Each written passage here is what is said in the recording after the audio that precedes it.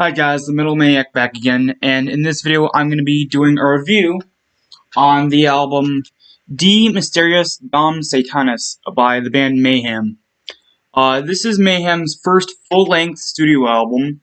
It was released in 1994, and this is the only studio album from the I guess you can say classic era of Mayhem. Which I guess you could say ran from probably around, 87 to 94. But yeah, so lineup.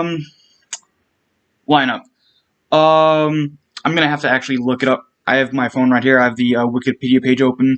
The reason why I have to look at my phone for this on Wikipedia is because there are only 2 band members listed for that have credits on this album, which is weird because there were more than 2 band members. So hold on. Let's see. All right, so Attila Cisar on vocals, Euronymous on guitar, Count Grishnak on bass guitar, and Hellhammer on drums. And then, yeah, so that's the lineup. Alright. So, this album starts off with the song Funeral Fog, and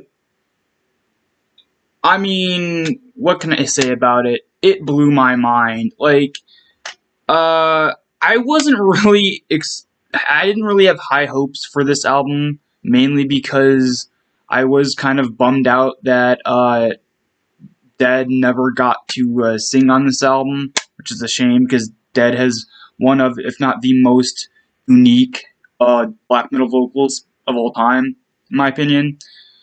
But Attila does a very good job. Like, I mean, he's not better in terms of vocals than Dead, but still does an amazing job.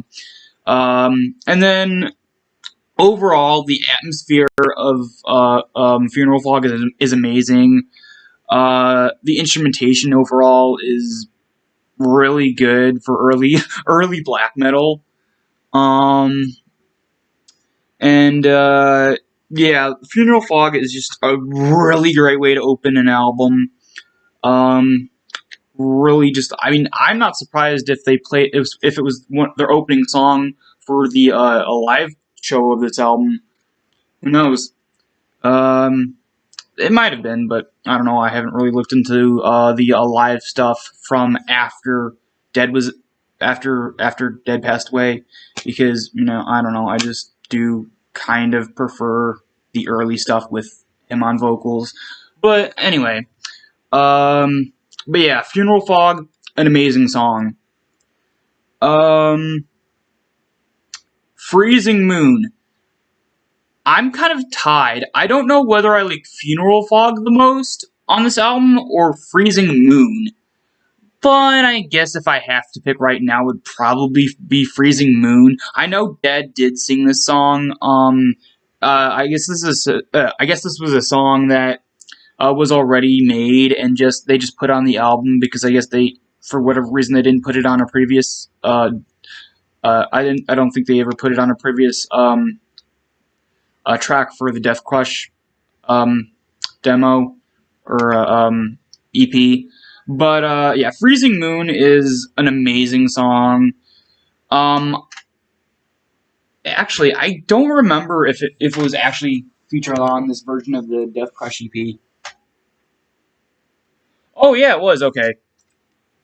I don't know, I just didn't recognize that I heard it before because Dead's vocals and Attila's vocals are so drastically different. To the point where it does change the tone of the song a bit.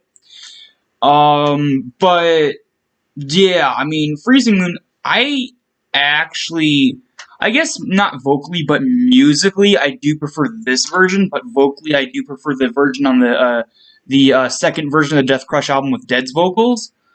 But yeah, it's just a great song and has a really, really good, very eerily beautiful guitar solo. Like, it's amazing. Like, I never really expect that much, in terms of having a guitar solo in black metal, because it's not usually traditionally used in black metal. Usually it's just the riff. Because if they're like every single instrument, including the vocals, are not there to wow or impress. They're just there to add to the sinister atmosphere. So I'm pretty sure that's the reason why there's very rarely a guitar solo in black metal. But there's a guitar solo in Freezing Moon, and it's very good. But yeah, Freezing Moon, awesome. Um, Next song is Cursed in Eternity. This one's pretty good. I do really like this one. The vocals are really good. The instrumentation amazing, and then the atmosphere continues on to be just absolutely sinister awesomeness. Um, Pagan Fears is the next track. This is a song first listen I didn't really like for some bizarre reason, but it's grown on me within the last few listens. I've basically I've only had this for like 2 days now, and I've already listened to this album about like 4 times just to get a really good feel of it. And as I was listening to it again and again, the fourth time was like right before I started this video. I actually started to really like this song. I don't know why I didn't like it at first, but Pagan Fears is a really good song. Really interesting vocals, kind of different from most of the other songs, and but the vocals are still amazing. Just overall good atmospheric song. All right, next up is the song "Life Eternal." This song is really good and has a very interesting story to it. But I'll get to that at the end of my review. So yeah, Life Eternal, again, just as the rest of the songs on the album so far, amazing. Nothing really bad to say about it. The song, then next, it goes into the song, From the Dark Past. This one's really good, although it is, I guess, vocally not as good as the rest I just mentioned, but it's still really good. Second to last song is Buried by Time and Dust. This one is okay, in terms of vocals, but again, with everything else, musically and just atmospheric wise, it's amazing. It's just the vocals are just kind of, I don't know, not bad, but kind of slightly off for some reason, but they're still good. And then the last track, the title track, the Mysteriis Dom Sathanas. Even though it sounds good musically and again atmospherically, the vocals on this particular song really kill it for me. I just don't like the vocals. The vocals are just really stupid. Like, I don't know what happened, but I mean, you expect traditional black metal vocals, right? And you get that on every other song. But on this song, the title track, for some reason, you get this what sounds to me like a weird, almost Buddhist chanting. Like, it's instead of like the wrathy type witch-like vocals, you get this Buddhist chant type thing, like it's just really stupid. It is really dumb, and I don't know why Attila decided to do that. It's bad. But yeah, that stupid, the way his vocals are just really make me hate this song. And it's just it's just a shame that it's the closing track too. But besides that, the rest of the album's amazing. So before I get into my rating, I do want to talk about the song "Life Eternal" for a minute. So, "Life Eternal" is a song that was, even though at the time was accredited to be written, I think almost entirely by Euronymous, it was actually written entirely by dead. Yeah, I mean, Euronymous did have have a reputation of uh, uh, claiming, not claiming the rights. He basically had a reputation of claiming he wrote a lot of stuff, but in reality, he's basically always claimed to be the writer for a lot of stuff, even though in most cases he had very little or nothing at all to do with it. This is a really big case where Life Eternal was entirely written by Dead. Actually, I don't think the rest of the band knew about the song until after Dead passed away, because I guess as story goes, when I think Euronymous is the one who found Dead's corpse, he left a suicide note behind, and on the suicide note, at the very end, the finished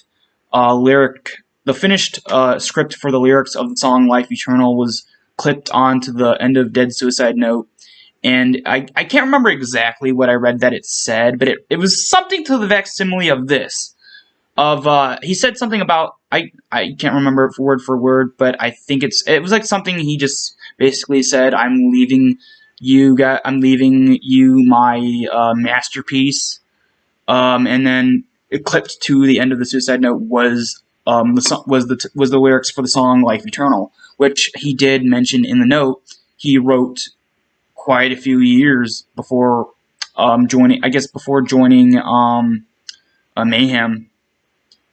But yeah, I mean, I'm not surprised that Euronymous basically claimed that he wrote it entirely, because I mean, Euronymous was a very, very egotistical, selfish, and just downright nasty individual. And so it's not surprising that he would take claim to something he had nothing to do with. But yeah. So that's a little bit history behind the song Life Eternal. Again, it was actually written entirely by Dead, but Euronymous just took claim to writing it, as he did with a lot of stuff. Anyway, but yeah, so overall, a really, really, really good album. Except for that one song. I'm gonna give this probably a 9.8 out of 10. I would have given it a 10 out of 10. The last song, the title track, really just is really bad. But I mean, everything else totally makes up for it, though. Like everything else is amazing. It's just that one song at the very end that doesn't quite make this album a 10 out of 10 for me. But yeah, a really good album, and actually, this album was released in '94, but I guess it was I don't know, because it was released in '94, but on here it has like it says '93, so I guess. Oh yeah, by the way, for those of you who don't know, Euronymous, the guy who basically ran the band and was um, the one that kind of caused the downfall of the band as a whole. He died in '93 because, well, I mean, with everything that went on and all the just aggravation and just he caused because of how psychotic he was. One of the band members, Varg Varkness, basically stabbed him to death. I mean, yeah, considering that Euronymous was a complete, just utter psychopath himself, it's not surprising that he would aggravate the wrong person, and that would be his downfall. But yeah.